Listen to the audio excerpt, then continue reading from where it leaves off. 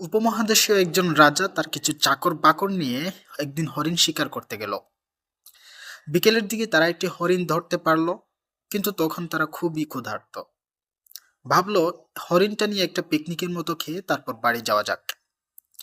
তারপর রান্নাবান্নার সরঞ্জাম জমা করা হলো।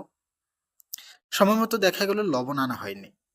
এটা দেখে একজন চাকর শস্য বেচতে পাশের গ্রামে লবণ আনতে যাচ্ছিল। রাজা তখনই তাকে ডাক দিয়ে বলছে, লবণটা কিনে নিয়ে আসবে। তখন ওই চাকরটা অবাক হয়ে রাজাকে বলে যে, আপনি রাজা, এই দেশ আপনি পরিচালনা করেন, আপনার জন্য সামান্য লবণ দিতে পারবে না মানুষ?